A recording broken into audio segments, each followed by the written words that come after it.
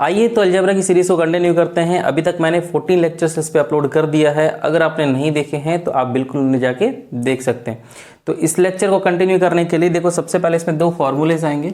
ये सारे फार्मूला हम लोग पढ़े हुए हैं, बस इसका एप्लीकेशन होगा और इसका फिर फर्दर यूज कैसे करेंगे उस पर डिस्कस करेंगे। देखो, अगर आपके पास दिया हुआ रहता है रूट ए प्लस रूट बी, अगर इसका होल स्क्वायर निकालना हो, या फिर अगर आपको दे दिया जाए रूट ए माइनस रूट बी इसका होल स्क्वायर, तो क्या करेंगे? ए प्लस बी का होल स्क्वायर है और ए माइनस बी का होल स्क्वायर है। ठीक है, तो सिंपली क्या हो जाएगा, ए स्क्वायर ये रूट में है, स्क्वायर करेंगे तो हो जाएगा ए प्लस बी स्क्वायर मतलब b plus 2 root a b. ठीक है, इन द सेम वे ये ए माइनस बी का होल स्क्वायर है तो ये हो जाएगा a square plus b square और फिर minus 2 root under a b. ठीक है, तो इस तरीके से हम लोग इसके फॉर्मूला को यूज करेंगे और बहुत सारे क्वेश्चंस इसके थ्रू बनाने वाले हैं, और इसमें कैसे क्वेश्चंस और अच्छे तरीके से पूछे जाते हैं उन सभी को ही हम लोग डिस्कस करेंगे। देखो, जैसे आपके सामने क्वेश्चन आ जाता है, अगर मैं आपको बोलूं, अगर आपके सामने क्वेश्चन आता है, देखिए अगर आपके सामने इस तरीके से क्वेश्चन आते हैं √3 प्लस √2 इसका होल स्क्वायर क्या होने वाला है। ठीक है, कैसे करेंगे आप इसका? तो सिंपल सा वही सॉल्यूशन ए प्लस बी के होल स्क्वायर में आप पुट कर दीजिए। कैसे करेंगे? ए स्क्वायर यानी कि 3 प्लस बी स्क्वायर मतलब 2 प्लस 2 रूट ए बी मतलब 3 2 ज़ा 6, तो वैल्यू क्या आ जाएगा? 3 और 2 5 प्लस 2 रूट 6।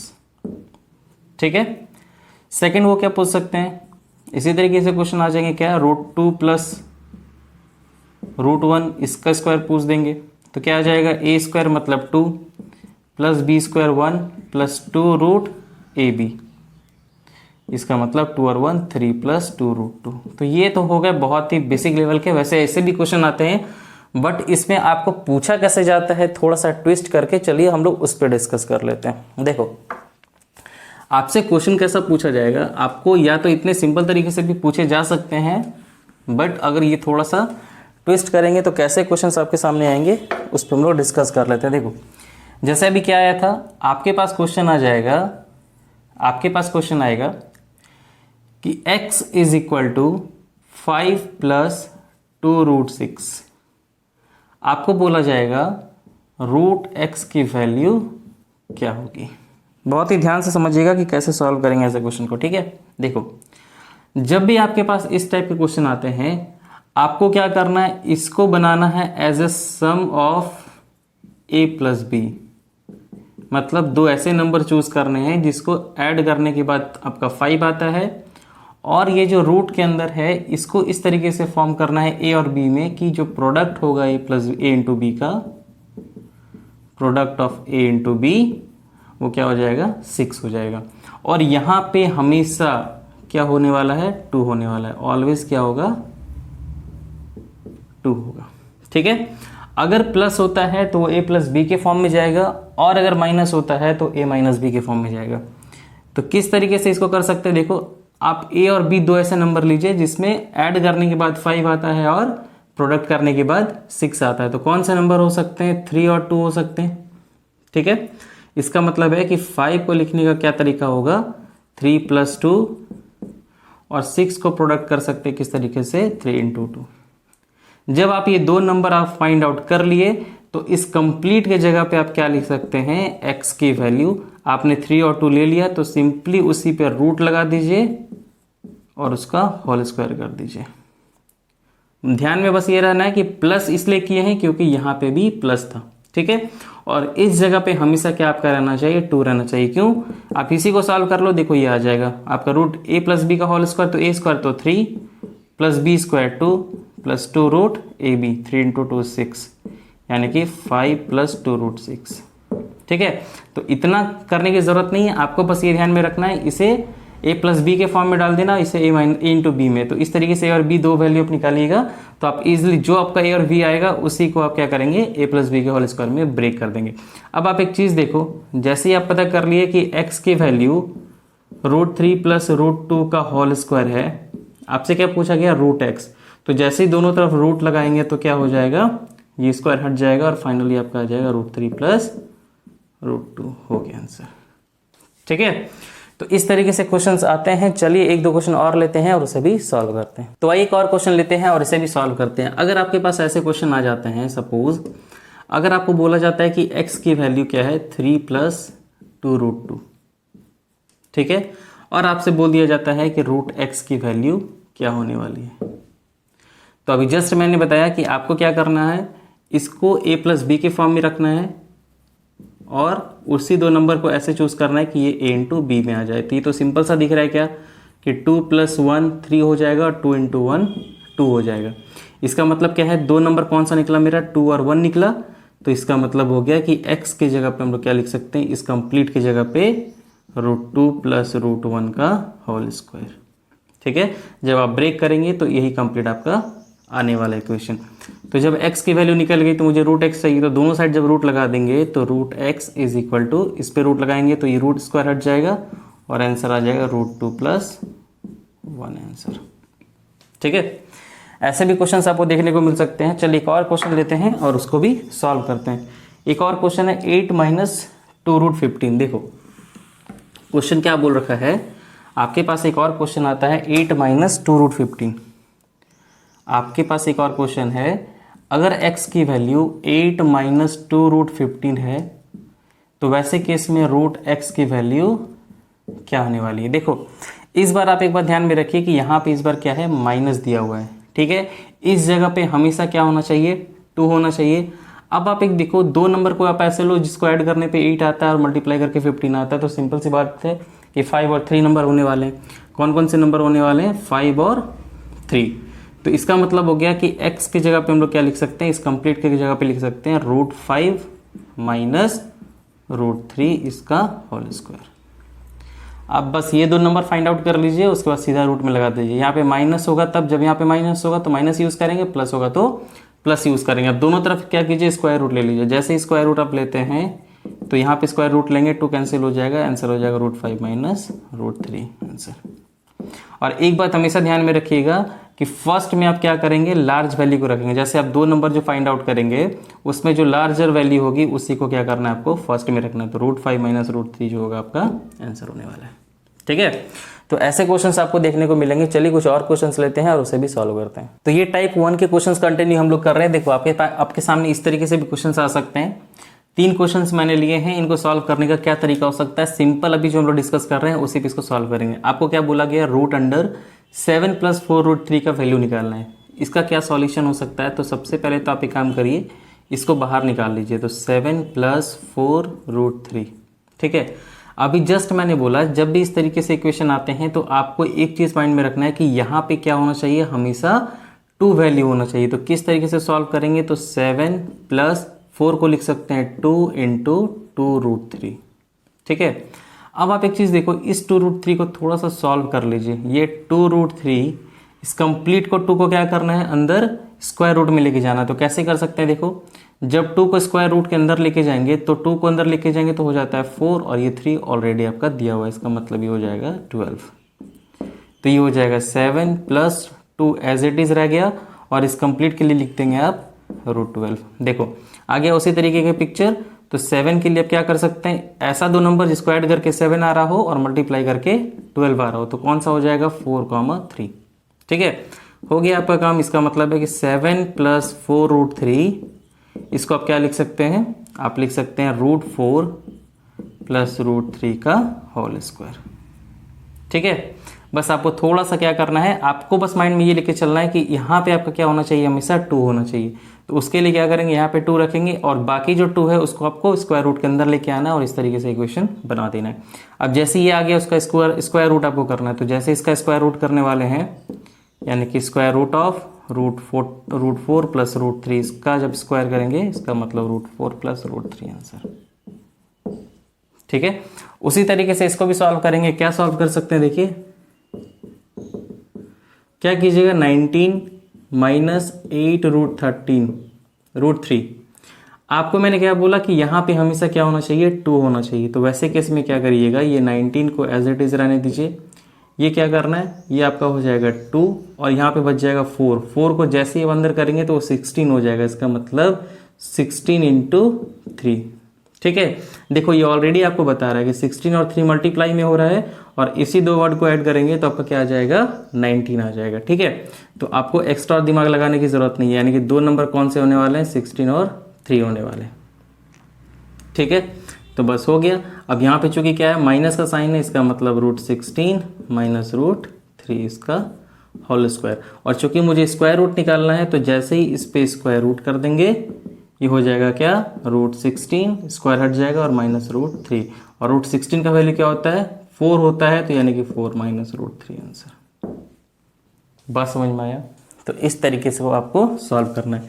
ये जस्ट अभी हम लोग क्वेश्चन कुछ देर पहले बनाए थे, इसमें क्या करना था आपको, देखिए अभी जस्ट मैंने बताया था कि यहाँ पे 2 होना चाहिए था, तो यहाँ पे है माइनस का साइन है, तो यानी कि ये आपको ऐड करने के बाद 8 होना चाहिए और मल्टीप्लाई करके 15 होना चाहिए।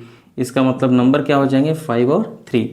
इसका ये मतलब हुआ कि x⁸ और इस कंप्लीट की जगह पे क्या लिख सकते हैं √5 माइनस √3 का होल स्क्वायर। √5 को यानी कि लार्जर वैल्यू को हमेशा फर्स्ट में रखना है, माइनस इसीलिए लिया है क्योंकि यहाँ पे माइनस है। अब जब x⁸ की वैल्यू ये दिया हुआ है, आपको निकालना है x⁴, तो क्या करेंगे दोनों तरफ स्क्वायर रूट ले लेंगे। तो जैसे स्क्वायर रूट लेंगे तो 8 का हो जाएगा 4 और ये हो जाएगा √5 माइनस √3। ठीक है, तो ऐसे क्वेश्चंस अगर आते हैं आपके सामने तो आप इसे बहुत ही कम समय में इसे सॉल्व कर सकते हैं। चलिए कुछ और क्वेश्चंस लेते हैं और सभी सॉल्व करते हैं। इसी फॉर्मूला में हम लोग टाइप 2 देखते हैं। टाइप 2 जो है वो आपका रेशनलाइजेशन पे कॉन्सेप्ट है। रेशनलाइजेशन का कॉन्सेप्ट क्या होता है, देखिए अगर मैं रेशनलाइजेशन निकालने के ऊपर बात करूं, रेशनलाइजेशन कॉन्सेप्ट के ऊपर अगर हम लोग बात करते हैं तो सबसे पहले ये देखते हैं कि रेशनलाइजेशन करते कैसे हैं। ठीक है, सपोज अगर मैं एक बात बताऊं आपको, सबसे पहले क्या करना है, एक वर्ड यहाँ पे क्लियर कर लेना है। एक वर्ड होता है कंजुगेट। कौन सा? कंजुगेट नंबर या कंजुगेट। ठीक है, जैसे अगर मैं बोलूं कि a प्लस बी अगर आपको दिया हुआ है, इसका अगर कंजुगेट निकालना है तो वो हो जाता है a माइनस बी। कहने का मतलब हो गया कि बस साइन जो होता है वो चेंज हो जाता है। तो वैसे केस में सपोज आपके सामने एक नंबर आते हैं, मैं एक जनरलाइज नंबर लेता हूँ। सपोज आपके सामने एक नंबर आते हैं 1/√a plus 1/√a plus √b। ठीक है, इसका अगर रेशनलाइजेशन करना होता है तो रेशनलाइजेशन का मतलब हो गया कि इसका जो कंजुगेट है, कंजुगेट मतलब क्या हो गया, इसका साइन चेंज हो जाएगा, यानी कि √a प्लस √b है तो वो हो जाएगा √a माइनस √b। तो कंजुगेट नंबर जो होंगे उससे क्या करना है, मल्टीप्लाई भी कर देना है और उसी कंजुगेट से क्या करना है, डिवाइड भी कर देना है। क्योंकि अगर इस तरीके से करते हैं तो ये कैंसिल हो जाएगा और फिर आपके इक्वेशन पे कोई इफेक्ट नहीं आएगा। ठीक है, अब क्या हो जाएगा, देखिए ऊपर में 1 इंटू दिस, तो यानी कि √a माइनस √b, और नीचे क्या हो जाएगा a प्लस बी और a माइनस बी, मतलब a² माइनस b², तो ये हो जाएगा √a का स्क्वायर और माइनस √b का स्क्वायर। तो ये आपका हो गया √a माइनस b और ये हो जाएगा आपका a², या √a का स्क्वायर मतलब a, √b का स्क्वायर मतलब b। ठीक है, इसका ये मतलब हो गया कि अगर आपके पास 1/√a प्लस √b है तो इसके जगह पे आप क्या लिख सकते हैं, इसके जगह पे आप ये लिख सकते हैं। मतलब अगर प्लस है नीचे में तो ऊपर में माइनस कर सकते हैं और नीचे क्या करेंगे, उसका डिफरेंस कर देंगे। बात समझ में आया? चलिए कुछ क्वेश्चंस लेते हैं और उसको फिर जब सॉल्व करते हैं तो क्लियर हो जाएंगे। देखो मैंने क्या बोला है इसमें, अगर मैं एक क्वेश्चन लेता हूँ, देखिए अगर मैं एक क्वेश्चन ले लेता हूँ, जैसे एक दिया हुआ है, अगर एक क्वेश्चन आपके सामने दिया हुआ है 1/√3 प्लस √2। ठीक है, इसकी वैल्यू पूछी जा रही है कि क्या होने वाला है। तो आपको करना क्या है, रेशनलाइजेशन करेंगे। रेशनलाइजेशन का क्या मतलब हो गया, इसके कंजुगेट से मल्टीप्लाई भी करना है और डिवाइड भी कर देना है। तो कैसे करेंगे इसको, 1/√3 प्लस √2 मल्टीप्लाई करना है इसके कंजुगेट से, मतलब √3 माइनस √2 होल डिवाइडेड √3 माइनस √2। ठीक है, तो ऊपर में तो हो जाएगा √3 माइनस √2 और नीचे देखो a plus b a minus b, मतलब a² माइनस b²। तो ये जैसा ही √3 का स्क्वायर करेंगे तो 3 और माइनस 2 का स्क्वायर, √2 का स्क्वायर करेंगे तो 2। तो फाइनली ये 3 में 2 जाएगा तो 1, तो क्या बच गया √3 माइनस √2। ठीक है, इससे क्या पता चल रहा है, इससे एक आपका कैलकुलेशन और कंक्लूजन निकल रहा है कि जब भी आपके पास इस तरीके से कोई भी रेशनलाइजेशन करने का इक्वेशन आता है, क्वेश्चन आता है, तो उसमें आपका अगर नंबर के बीच में डिफरेंस जो है वो अगर आपका 1 होता है, तो वैसे केस में जो वैल्यू होती है इस कंप्लीट का वैल्यू हम लोग क्या कर सकते हैं, डायरेक्ट कंजुगेट लिख सकते हैं, मतलब √3 माइनस √2। ठीक है, क्योंकि 3 में 2 जाएगा तो क्या आ जाएगा, 1 आ जाएगा। ऐसा क्यों कर सकते हैं, क्योंकि अल्टीमेटली जब डिनोमिनेटर में इसका डिफरेंस करेंगे तो इसकी वैल्यू 1 ही होने वाली है, तो फाइनली यही रिजल्ट आने वाला है। तो इतना कैलकुलेशन करने का जरूरत नहीं है, मैंने एक बार समझाने के लिए लिख दिया। अब चूंकि समझ गए हैं, तो जब भी ऐसे क्वेश्चन आते हैं तो आपको सिर्फ देखना है कि क्या इन दोनों के बीच में डिफरेंस 1 है। अगर 1 है तो इस कंप्लीट का वैल्यू डायरेक्ट इसका कंजुगेट लिख देंगे, वो इसका आंसर हो जाएगा। जैसे कहने का मतलब क्या है, देखो एक क्वेश्चन अगर ले लेते हैं, इसे थोड़ा सा इरेज करते हैं। देखिए अगर इसे थोड़ा सा इरेज कर देते हैं, जैसे मैंने बोला एक नंबर ले लेते हैं, सपोज आपके पास ऐसे क्वेश्चन आ जाते हैं, सपोज कीजिए कि 1/√6 प्लस √5 इसकी वैल्यू क्या हो जाएगी। ठीक है, अगर आप उतना रेशनलाइजेशन करेंगे तो काफ़ी टाइम कंज्यूम हो जाएगा। तो वैसे केस में क्या करना है, सबसे पहले आप देख लो क्या 6 और 5 के बीच में डिफरेंस 1 है क्या, ऑब्वियसली 1 है इसका आंसर, मतलब इसके बीच में डिफरेंस 1 है। तो इस कंप्लीट के लिए डायरेक्ट आप क्या करेंगे, √6 माइनस √5। ठीक है, इसका कंजुगेट लिख देंगे। तो √6 प्लस √5 है, तो कंजुगेट में √6 को ही पहले रखना है, फिर माइनस √5 को कर देना है। इस तरीके से क्वेश्चन आ जाएंगे। फिर सपोज आपके पास और भी आ सकते हैं, जैसे 1/√8 प्लस √7। देखो 8 में 7 जाएगा 1, तो इसके लिए भी आप क्या कर सकते हैं, √8 माइनस √7 कर सकते हैं। ठीक है, तो ऐसा नहीं है प्लस है, माइनस भी हो सकता है। जैसे अगर आपके पास इस तरीके से आ जाए √12, चलो √11 ही कर लेते हैं, माइनस √10। ठीक है, तो 11 में 10 जाएगा तो क्या बचेगा, 1 बच जाएगा। तो इसका मतलब इसको भी आप डायरेक्ट क्या कर सकते हैं, √11 प्लस √10 कर सकते हैं। ठीक है, तो जब भी डिफरेंस क्या आना चाहिए, डिफरेंस अगर आपका 1 आता है तो वैसे केस में क्या कर सकते हैं, इसके डायरेक्ट कंजुगेट को लिख देंगे, वही इसका आंसर आ जाएगा।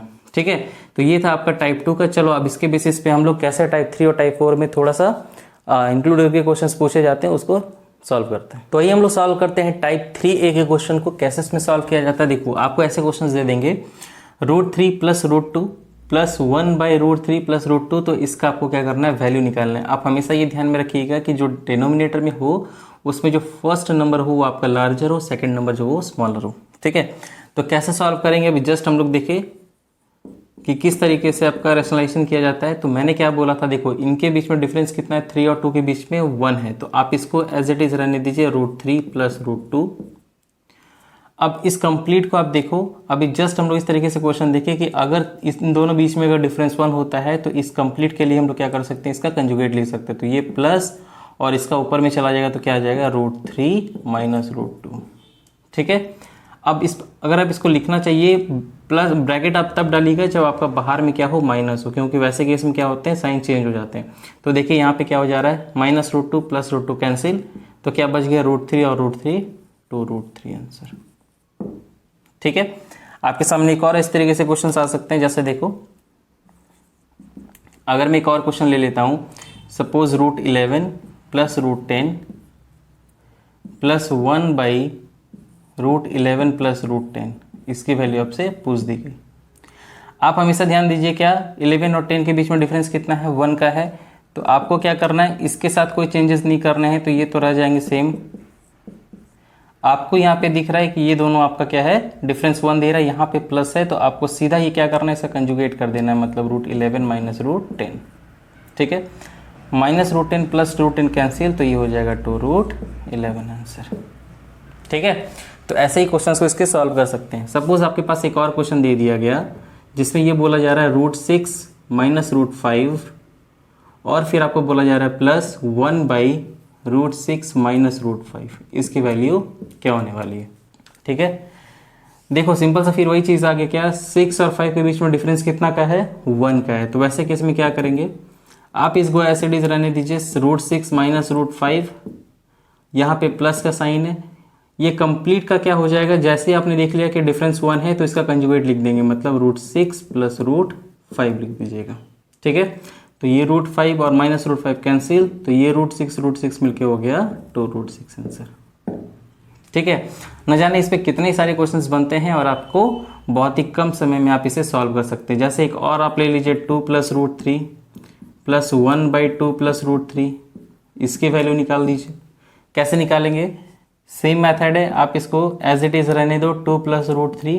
देखो अब यहाँ पे ये जो 2 है इसको 2 ना मान करके क्या हम लोग इसको क्या √4 मान सकते हैं क्या?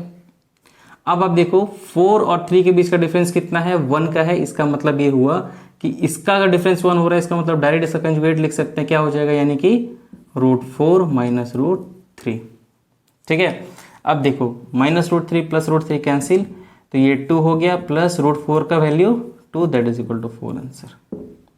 ठीक है, तो अगर आपके पास इस तरीके से क्वेश्चंस आते हैं तो आप बहुत ही कम समय में इसे भी क्या कर सकते हैं, सॉल्व कर सकते हैं। देखिए टाइप 3A में ही 2 इस तरीके के भी क्वेश्चंस आपको देखने को मिलते हैं। इसे भी एक बार हम लोग सॉल्व कर लेते हैं, फिर फर्दर हम लोग टाइप 3B में बढ़ेंगे। देखो अभी तक हम लोग इस तरीके से देख रहे थे कि इनके बीच में जो डिफरेंस आ रहा था कितना आ रहा था, 1 आ रहा था। मतलब यहाँ पे अगर 5 था तो यहाँ पे 4 था, डिफरेंस 1 हो रहा था। बट यहाँ पे इस बार ऐसे नंबर लिए गए हैं जिनमें बीच में 2 का डिफरेंस है या फिर कितने का भी डिफरेंस है। तो वैसे क्वेश्चंस को कैसे हम लोग सॉल्व करेंगे, इसके क्वेश्चंस को भी सॉल्व करने का बहुत ही सिंपल तरीका है।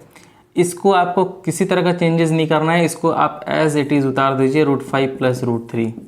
ठीक है, अब आप ये देखो कि इनके बीच में डिफरेंस कितना का आ रहा है, तो 5 - 3 ये 2 का डिफरेंस है।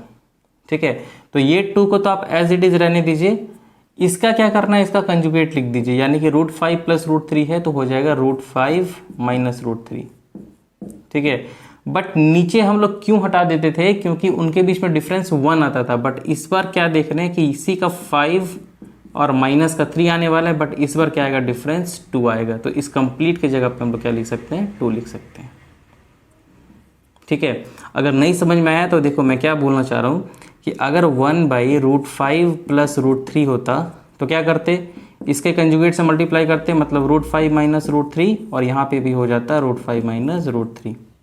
तो ऊपर में क्या लिखते, √5 - √3 लिख देते, और नीचे में हो जाता है a + b × a - b, तो a² - b², यानी √5 का स्क्वायर होता तो 5 - √3 का स्क्वायर होता तो 3, जिसकी वैल्यू आती है 2। यानी कि इसका कंप्लीट क्या लिख देते हैं, √5 - √3, और नीचे आ जाता 2 आ जाता। इसका ये मतलब है कि इन दोनों नंबर के बीच में जो डिफरेंस आता है वही आपका नीचे डिनोमिनेटर में लिखा जाता है, तो वही मैंने यहाँ पे लिख दिया। तो यहाँ पे क्या था, 1/√5 + √3, 2 को हम लोग साइड में रख दिए, तो इस कंप्लीट के लिए लिख दिए √5 - √3, और इन दोनों के बीच में जो डिफरेंस है उसको यहाँ पे पुट कर दिए। अब ये 2 कैंसिल हो गया, तो इसको यहाँ पे क्या कर सकते हैं, हटा दीजिए। जब 2 और 2 कैंसिल हो गया तो √3 और √3 भी कैंसिल, तो √5 और √5 मिलकर के क्या हो जाएगा, 2√5 आंसर। ठीक है, इसी तरीके से क्वेश्चन देखो आपको यहाँ पे भी दिया गया है, इसका कैसे सॉल्यूशन कर सकते हैं, √7 - √5/2, इसको आप ऐसे रहने दीजिए, √7 - √5/2। देखो इनके बीच में भी डिफरेंस कितना है, 7 में 5 जाएगा तो 2 आता है। तो वैसे केस में क्या करेंगे, देखो इस बार क्या 1/ आपका इतना है, अगर इसके बीच में डिफरेंस 1 होता तो सिंपली हम लोग कर देते हैं √7, और ये माइनस में है तो प्लस में होता है √5। लेकिन इनके बीच में डिफरेंस कितना है, 2 का है, तो नीचे हम लोग 2 से क्या करेंगे, डिवाइड दे देंगे। अब इन दोनों का 2 LCM, तो ऊपर में बच जाएगा √7 - √5 प्लस √7 + √5।